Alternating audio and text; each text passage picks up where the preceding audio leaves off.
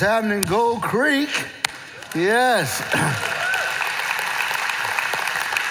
It is so good to see all of you all. If you are new here, my name is Jason Earls. I'm the teaching pastor, and I hail from Dallas, Texas. So when I left Dallas yesterday from my son's track meet, it was a nice blue sky, 77-degree day with gas at $3.57. And then I got here. Hey, yeah, so, wow. But my voice, if you've noticed, is a little raspy today. I spent all last week filming. I'm on a TV show. Okay, don't get too excited. But no, it's a TV show. It's called Kids Beach Club. We just found out that we won 4 Telly Awards, an NRB People's Choice Award, and it's now on. If you're interested in it, thank you. If you're interested in it, we just found out that it's now on Saturday mornings on Direct TV. You got to find it. And it's also on some local stations in some states. Check your local listings. I always wanted to say that. It's awesome. And it's basically a preteen character development TV show. Imagine you can't do this on television. Double Dare meets middle school church. That's what it is. So yeah, they always say as a comedian, you never want to get typecast doing a kid show or a show with a dog. And our first season is a kid show and they had a dog. I'm like, we're done, I'm done. So I spent season 3 recording last week, 10 episodes, first part of season 3, 10 episodes, 5 scenes, and we record each of those 5 scenes from 10 episodes 4 times. So I've been talking a lot. Some people say, man, you probably should rest. I'm like, I'm going to see my Grove Creek people because I love y'all. Thank you.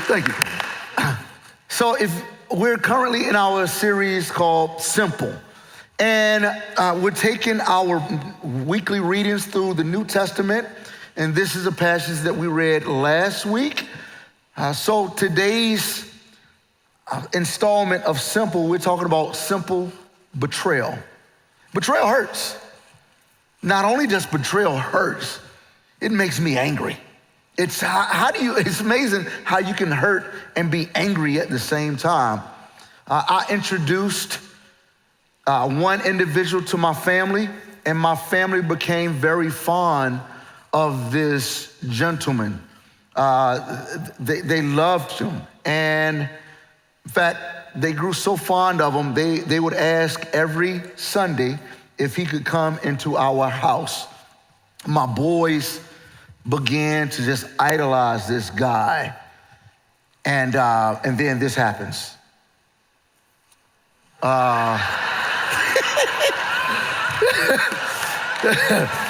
Talk about feeling betrayed, man. Oh my goodness. I had to call my son in college, like, son, you doing okay? I am not a Seahawks fan, like I'm not a number 1 fan. I root for y'all, but I feel betrayed for the last few years because they took my football team's name and now we're the Commanders. Hooray. Betrayal. We see betrayal in Mark chapter 14 and starting in verse 10. It says this: then Judas Iscariot, one of the 12 disciples, went to the leading priests to arrange to betray Jesus to them. Hold up, wait a minute. We're talking about betrayal, and they're saying that this guy was a disciple. What is a disciple?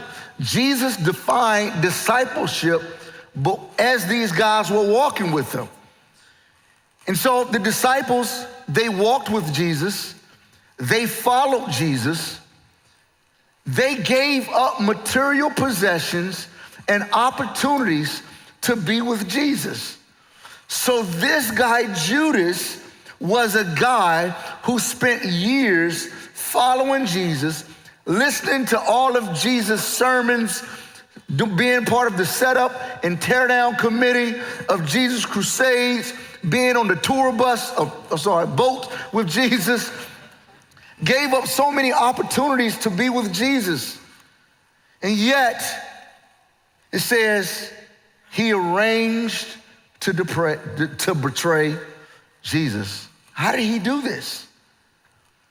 How does this happen? The answer of that brings me to my first point, a simple slope. In talking about simple betrayal, there's this simple slope.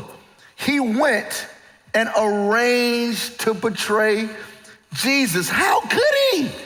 How did he fall down this slippery slope? And if he spent this time with Jesus, another question that I have is, how do I avoid this slope? How do I avoid being known as a guy who sold out Jesus?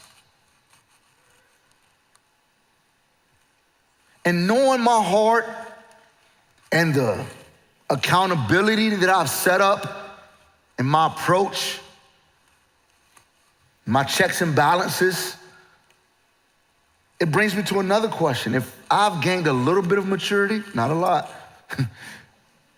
how do I help my children avoid betraying Jesus like their dad did? How do I avoid my children from being like I was? I was a dude who grew up in church, knew all the right answers, would have adult conversations with adults in the church. But when I left church, oh Lord, have mercy, or even in some of the private conversations, whoa, I know that's hard for y'all to understand because y'all are not like that.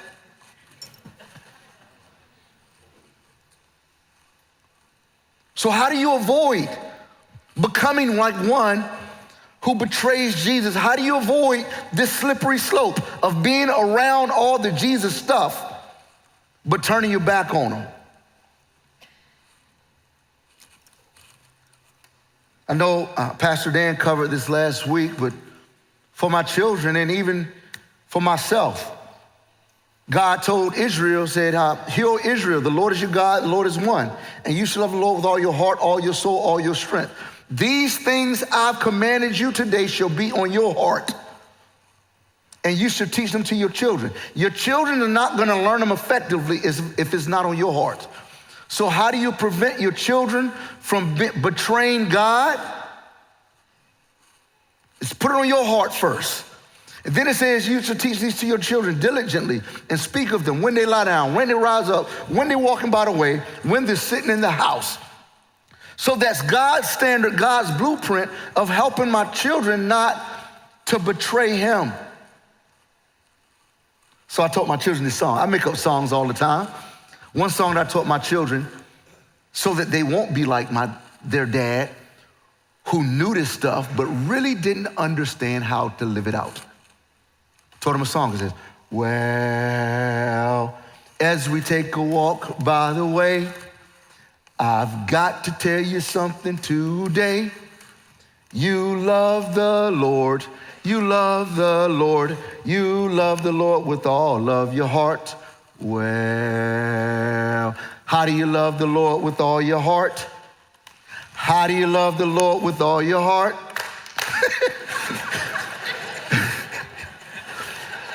Well, you make sure he's pleased with the things that you think and the feelings that you keep inside your heart. Well, how do you love the Lord with all your heart? How do you love the Lord with all your heart? Well, you make sure he's pleased with the things that you think and the feelings that you keep inside your heart. This feels like camp right now. But that's it. It's helping my children to understand, like, make sure God is pleased with the things that you think and the feelings that you keep inside your heart. It's a simple slope. When you begin to think wrong and you begin to meditate and have the wrong feelings on your heart, and you do nothing about those things, that's a simple slope. I wonder how did Judas get there? What was on his heart? What was the original ideas and thoughts that set on his mind that grew into him betraying Jesus? These are some fun conversations, by the way. Hearing people's different philosophy about what really was going on in in Judas's mind. I had too many conversations about that after first service. But a simple slope leads to a simple influence. Check this out. In verse 11, when Judas went to these high priests, it says, they were delighted when they heard why he had come, and they promised to give him money. They were excited. They were delighted. Here's the simple influence. There will always be people who are excited about you making the decision to turn your back on God. There will always be somebody who's ready to give you a high five, a handshake, a fist bump, a free drink, because you've made the decision to betray Jesus. It's always. Go back to that last slide, because there was one sentence that I wanted to say, please. He arranged it. How could he do this? Every single opportunity, there's some people who are standing by to say, we've been waiting for you. Maybe it's that man at work. I've been waiting for you to cheat on your husband. That's why I've been emailing you. Come on, girl, we're gonna go get a good hotel room. And the baby said, woo! The baby's a prophet.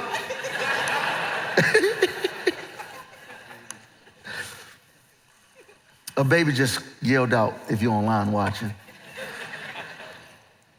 Maybe it's the woman.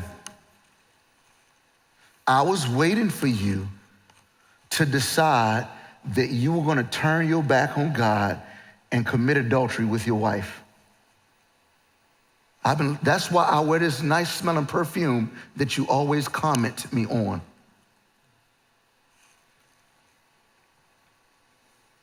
It's that one dude, ladies, single ladies, or brothers, that one toxic person. You know you shouldn't call them, but they are waiting. You got friends. You got friends. You got some of your boys, the fellas on the job, on the golf course, part of the country club that's waiting for you. It's a simple influence. Verse 11b says, so he began looking for an opportunity to betray Jesus. Here's one sign that I've learned from working with teenagers for so many years. One sign of immaturity is when you begin to look for people to agree with your bad decision. You know that the decision is wrong, so then you go and look for somebody. Can you believe they said this, I want to do this, and you're just looking for that simple influence like, you right. Teenagers do it all the time, but adults do it as well. Maybe you're looking for somebody to agree with your horrible theology about why God doesn't exist. So you can use it as an opportunity to fulfill your natural desires that betray God. Judas, like, hey, here it is. They influence him. We're gonna even encourage it even more. Here's some silver. Woo! Here's what you got to understand. When you're being influenced to betray Jesus, it's good. It has benefits. Judas benefited with some silver. Sin has its pleasure for a season. Hebrews 11:25 tells us, for a season, sin is very pleasurable. If it was not pleasurable, you wouldn't do it. And I know y'all not gonna amen me, but you look at some of the worst sins you did, it was fun. Y'all not gonna amen. I know for me, I don't care about you. You can be all righteous if you want to. I had fun. Woo! Do you know how much fun I had sinning and living a life of sin? Come on, somebody, thank you. Sin has its pleasure for it. Now, it's very brief. It's like you taking a piece of candy and bite it, and now you're eating a piece of soap. We wouldn't do these things if we didn't enjoy it. So how do you avoid these influences? If there's a simple slope and simple influences that we enjoy, how do you avoid them? To avoid these simple influences and simple slope, you have to embrace simple honesty. Simple honesty. Verse 17 says this, in the evening Jesus arrived with the 12, and they were at the table eating. As they were at the table eating, Jesus said, I'll tell you the truth, one of y'all jokers that's eating these chips and queso, one of y'all that's been eating this grilled salmon with me, one of y'all who are eating here with me will betray me. Look at this next verse, verse 19. It says, they were greatly distressed. Each one asked in turn, am I the one? Or if you grew up playing this in an Easter play at church, is it I? Savior. Those old Easter plays are so corny. Is it I?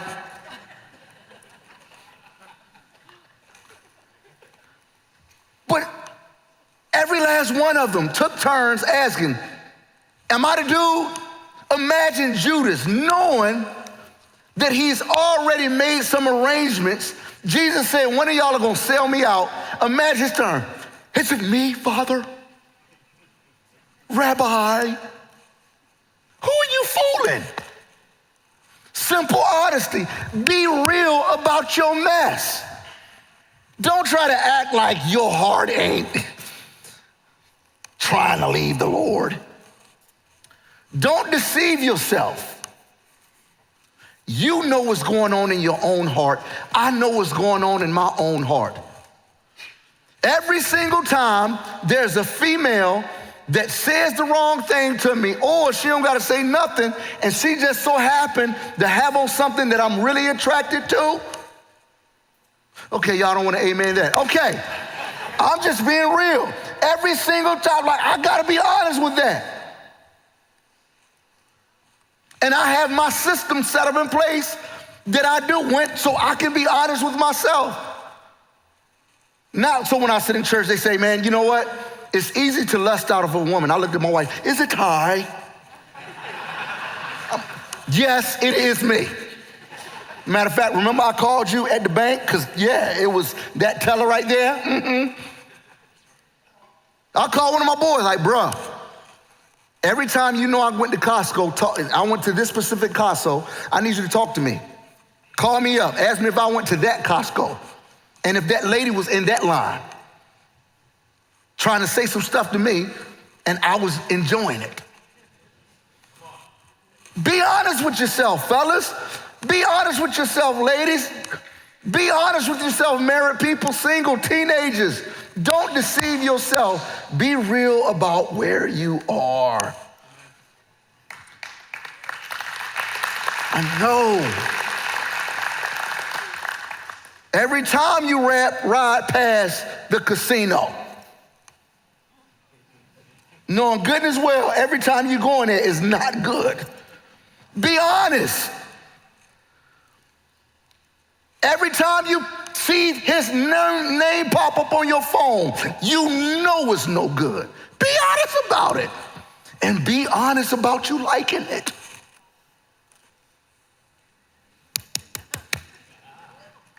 Be honest. One of the realest prayers I ever pray. The first time I prayed, it went like this. I was at church. I went up and I got down on my knees. I said, dear God, it was not emotional at all. There was no tears. There was no hallelujah. None, no. The music wasn't getting to me, making me feel a certain way. I went to the altar, up front, and I was like, Lord, I know one day I'm gonna serve you. I know when I get married and have kids, I'm gonna be faithful and go to church and be a good Christian. But God, right now, I don't want to. I like this stuff. I enjoy smoking weed and having sex. God, I don't want to stop. In fact, I do it, ask you to forgive me, knowing that I'm gonna go back and do it again. In fact, I try to make excuses about why it's okay to do. And even though I say it's okay to do and there's nothing wrong with it, ultimately I kind of know some stuff, but really, God, I want to do it. Please put it inside me to want to do what's right. Because I don't want to do what's right. Help me to understand why I shouldn't do these things. Teach me why not to do it. God, I need your help. I do it, I enjoy doing it, and I need you to put inside me to want to do it. Just to do what's right. Help me. In Jesus' name, amen. Let me tell you, so, okay. Make a decision. If you're gonna clap, clap, but hurry up. You gotta, listen, let me tell y'all what happened. When I got up, what do you think? I started floating. I'm just playing, nothing like that. I got up with the same desires, the same temptations, but I was honest about myself and where I was. And God gradually started changing my heart. Be honest. It's simple. Get you some friends who you can be honest with. Verse 45, he says, and immediately Jesus, even as Jesus said this, Judas, one of the 12 disciples, arrived with a crowd of men. So we fast forwarding now. Judas leaves the dinner, goes to the priest, and he comes back. Listen, they've been calling him Judas the disciple. Listen to the language change now. The traitor, Judas, that's messed up, had given them a prearranged signal. You see the name change? First he was Judas the disciple, now he's calling him a traitor. That ever happened to you? Based off of how you've been living? When you were a teenager, they're like, look at you, you got so much potential. When you were younger, such a great little boy. Now they look at you, you're such an evil man. Look how you changed. Please go back. He went from being named a disciple. He went from being this guy who served at a church. She went from being this woman who led well, who's this amazing mom, amazing executive. Now look. So the next verse says this. You will know which one to arrest when I greet him with a kiss. Then you can take him away under guard. Listen to me, man. This one gets me. How in the world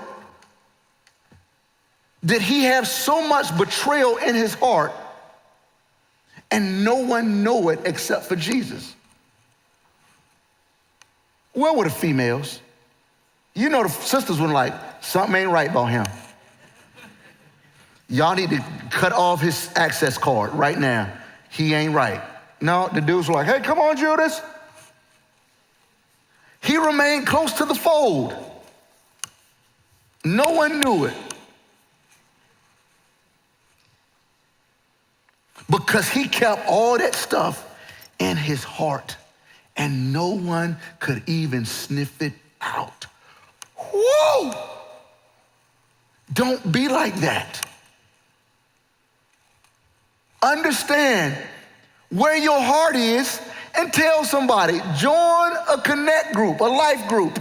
I'm telling you, there's nothing like some people who all are striving for the common goal of honoring Christ, and you can be honest with them. That is so much freedom.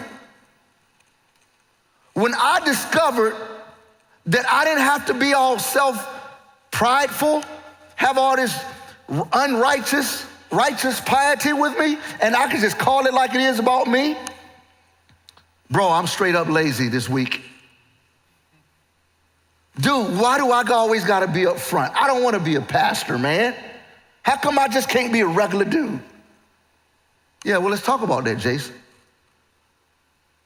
To have an amazing wife where we can talk about some stuff and be straight up honest.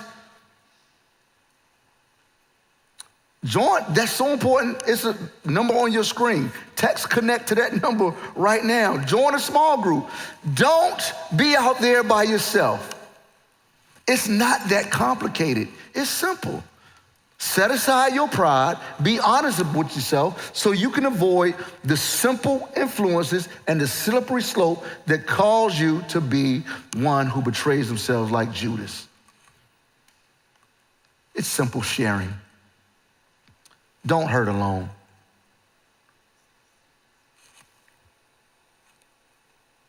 So after Judas betrayed Jesus, look what happens. This is very interesting. Then all his disciples deserted him and ran away. Wait a minute. Stop the press. I thought Judas was the bad one. Which is worse, somebody betraying you or somebody turning their back on you in your greatest need? Which one is worse?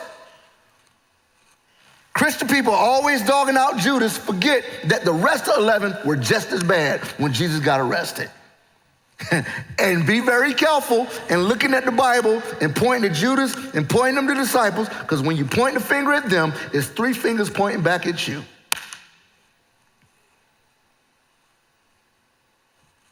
Peter, the one who said, I'll ride with you, Jesus. Let me translate that. I will follow you wherever you go, and you will always depend on me. I will never betray you. That dude, Jesus like, dude, shut up. You talking so much noise. You gonna betray me. Peter swore, Peter denied Jesus twice. Then the third time they came to him like, you gotta be the one. Peter swore a curse on me if I'm lying. I don't know this man you're talking about. He said, oh, my mama. On my grandmama grave, that ain't me. I don't know the man that you're talking about. I don't know who y'all talking about. And then the rooster crowd. He denied Jesus so bad. Don't point the finger. It could be you. But what's the difference? What's the difference between Peter and Judas? Or you and Peter, or you and Judas? We could get into a theological debate or conversation, which I told you is rather fun. Theological conversation about what was really going on. Was this God's will for Judas to betray Jesus, or was it man's free will? But I'm not gonna focus on that. The ultimate question this morning is, what is on your heart? When it comes to betrayal, where is your heart? What are the things that are sitting on your heart, or the things that are sitting on your mind? Peter, although he turned his back on Jesus and denied Jesus 3 times, his heart broke and he ran back to Jesus. Amen. Judas, he gave the money back because he felt so bad, but he never ran back to Jesus. He isolated himself and tried to handle it himself, and ultimately, he took his own life. It's simple. Has your heart ever betrayed Jesus? Have you ever turned your back on Jesus?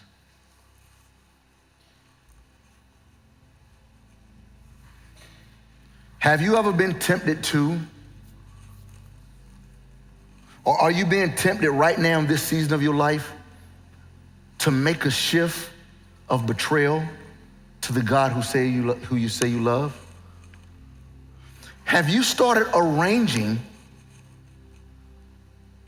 a deeper sense of walking away from God through your actions?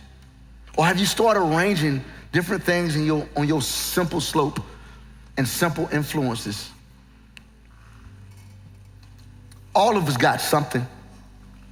There's this song, old hymn that says, Come Thou Fount, called Come Thou Fount. It says, prone to wander, Lord, I feel it. Prone to leave the God I love.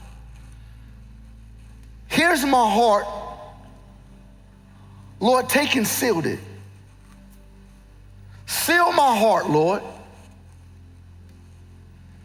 And maybe you're at this place where you're saying, man, yeah, my heart, Jay, I turned my back on him. Or maybe Jay said, yeah, I got my plans. In fact, I got the browser set up, saved in my search. I got this app hot, and every time I go to this app, boom, I know my heart. I'm gonna challenge you just a moment to take that to the cross and have a real conversation with Jesus. Or maybe you listening to this message, you like, dang, Jason, I am feeling you. I resonate with what you're saying because just like you, that's me. And I rejoice with you because God has brought your heart just like he did Peter back. And God did mine, and I'm grateful.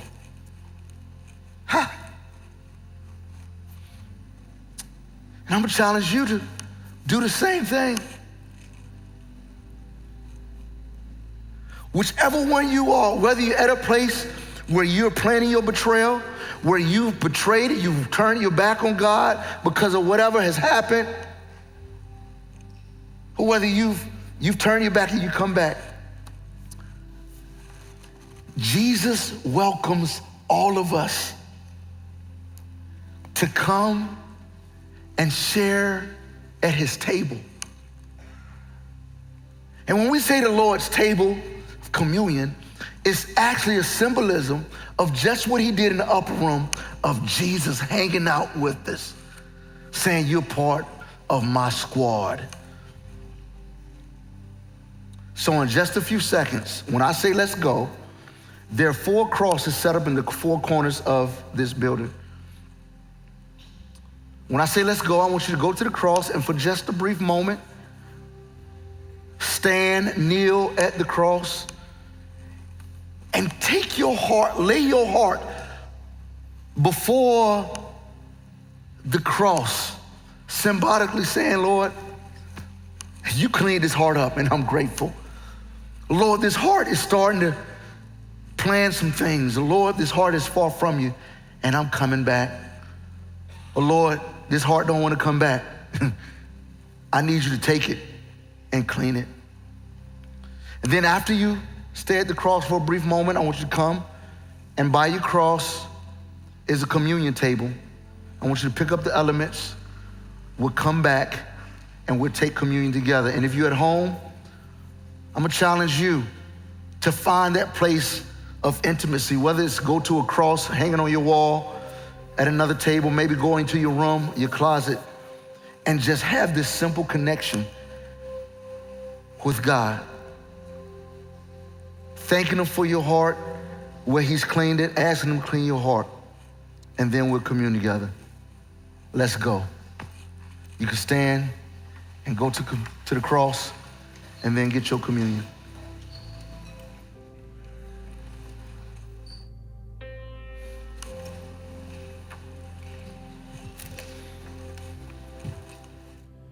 Come awaken your people, come awaken the city. Oh God of revival, pour it out, pour it out. Every stronghold will crumble, I hear the chains hit the ground. Oh God of revival, pour it out, pour it out. Come awaken your people, come awaken the city. Oh God of revival, pour it out, pour it out. Every stronghold will crumble, I hear the chains hit the ground. Oh God of revival, pour it out, pour it out. Oh, the darkest night, you can light it up, you can light it up. Oh, God of revival, let hope arise. Death is overcome, you've already won. Oh, God of revival, oh, the darkest night, you can light it up, you can light it up. Oh, God of revival, let hope arise. Death is overcome, you've already won. Oh, God of revival.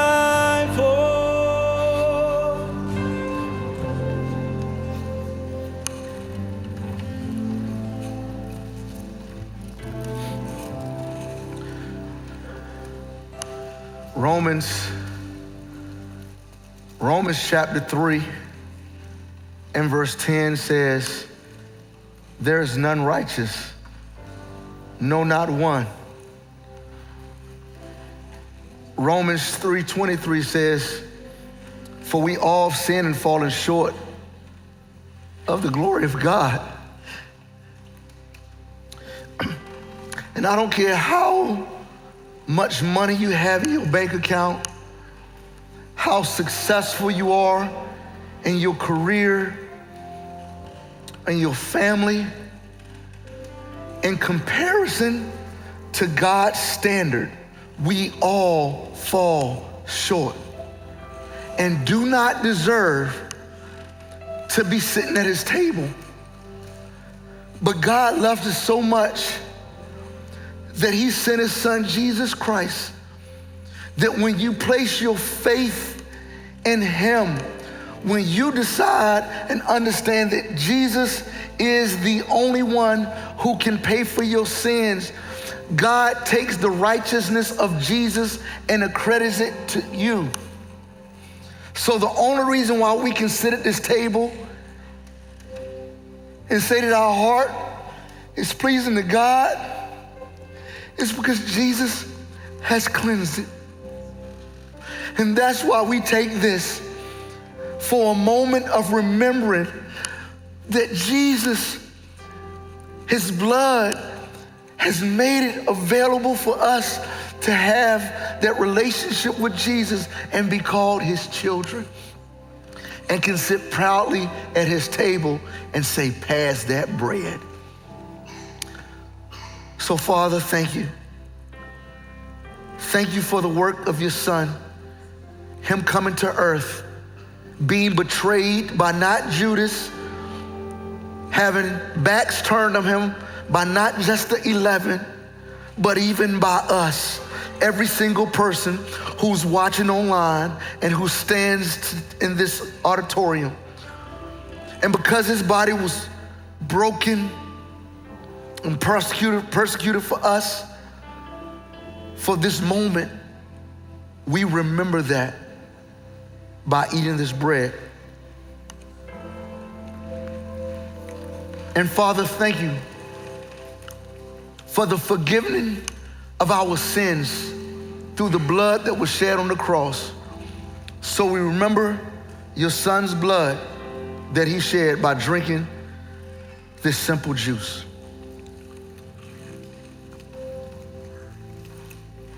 The Bible says after they did that, they sung a hymn and they went out. It's simple. Be honest and make sure you consistently have a simple connection. God bless you, Gold Creek. We love y'all. You're dismissed.